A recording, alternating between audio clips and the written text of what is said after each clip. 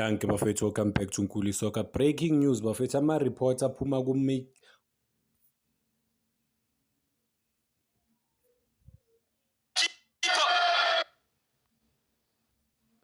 Danke bafethu, welcome back to Nkuli Soccer. Breaking news bafethu, ama-reports aphuma kuMickey Junior uyaconfirma ukuthi iLupopo le team ledlale ne-Orlando Pirates ithole iy'ncwadi eziwu-2 from i-CAF namhlanje. Babatshela nje ngama-list of ama-match officials kumagemu wabo laphana ku-match day 1 naku-match day 2. Ayikho indawo la emenshina ukuthi ba-suspended, they are out of i-CAF Champions League, meaning that Orlando Pirates officially they are out of i-CAF Champions League. Kuphelile ngamabhakabhaka bafethu, they just have to focus on i-league, focus on i-black culling knockout le abayidlalayo. I think i-clean swap or swap ku-league ukuthi bawine everything on offer. Mhlampe-ke loko ngawapholisa amanxeba wabo ukuthi baphumile laphana ngendlela engekho right ukuthi bashayiwe laphana ku-Champions League. This is a big blow for Orlando Pirates, yeah, because they thought they have a case, but unfortunately they didn't have a case. Abanye abantu bebasho ukuthi Orlando Pirates ayina case, as much as bababona ngathi bane-case bona, but there was no case at all. Omunye umuntu oreporte ngayo le ndaba lena umuntu lo waku-SABC uVictor Hlongwane ukuthi indaba ye-Orlando Pirates ayikho, they have no case at all. They are out of i-CAF Champions League, meaning that manje ama-teams wase-South Africa awu-4 arepresenta, well awu-3 kuphela sele ku-continental level. Mamelodi Sundowns ku-CAF Champions League yodwa emele i-South Africa, and then ku-CAF Confederations Cup ukhona i-Kaizer Chiefs ne-Stellenbosch. So yibo abantu abazomela i-South Africa ku-continental showpiece.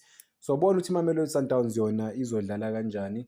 Will they try and go all out this time around?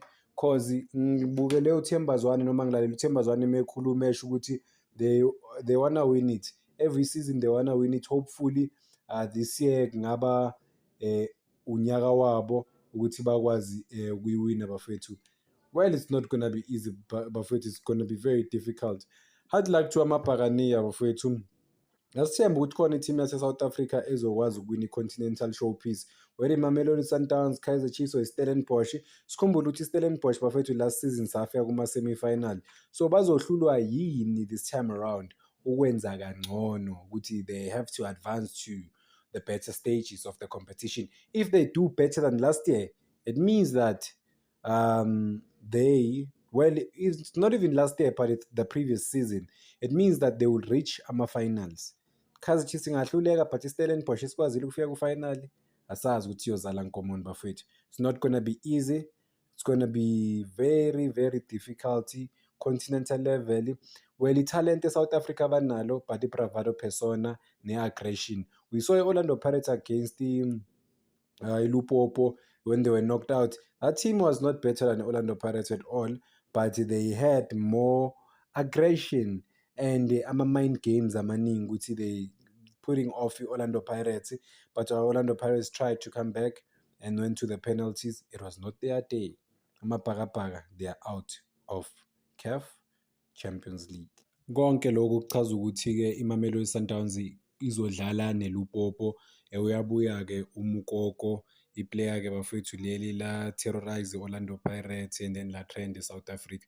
Last year mbona-ke bafethu is getting ready for a continental level. I think beba confident all along nabo ukuthi they won't be kicked out of the competition because of they followed everything, every rule yaku-CAF football, and then no coach wabo beyangeke abanike inkinga because of bebasho ukuthi wena coach wabo beba suspended for national team, ama-national teams, not ama-local teams or ama-football clubs, not ama-club, ama-international teams.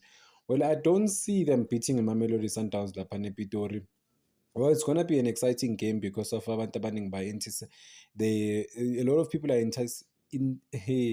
anticipating the game of this magnitude.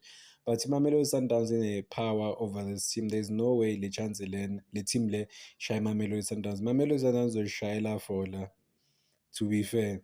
Because Mamelodi Sundowns, they are used to aggression as Africa, and then they've planned long way before i-competition iqala because of bayazi ukuthi i-cup competition abayifuna kunazo zonke bafethu more than i-league. By the way, they can sacrifice everything for i-CAF Champions League. They really want this one.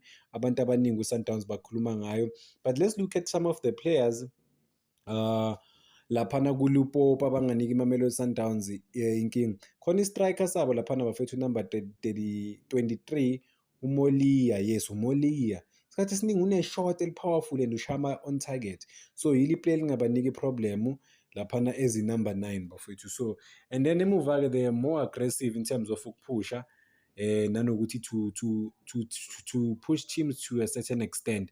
But what Mamelodi Sundowns, the advantage of them, they have that aggression. Abo Tebza Mrembula, Tebuho Mokoena laphana esiswini akudlalwa laphana akekho. It's not easy ukudlala against uTeboho Mokoena as a defensive midfield, protective back for Mamelodi Sundowns. Khuliso Mudau, I mean the aggression that other teams show uyijwayele, uyayazi udlala against Nigeria, udlala against ama-team ane-aggression eserious and even way more talented. So I don't think Mamelodi Sundowns izoba nenkinga against Lupopo. And then Ronan Williams obviously yamazi ukuthi une-experience ku-continental level or ku-international football. So kuma-department a-different, oPeter Shaulile, abo-Rainers kuBafana Bafana, uMatthews siyazi ukuthi udlale e-Europe for some time.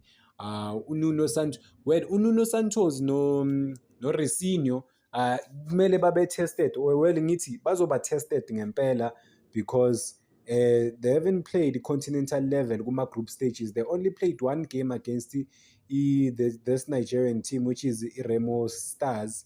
Yeah, they only played one game and Mamelodi Sundowns dominated that game. They scored 5 or 4 away goals away in Nigeria. So yeah, man, yeah, I don't see Mamelodi Lupopo even a chance.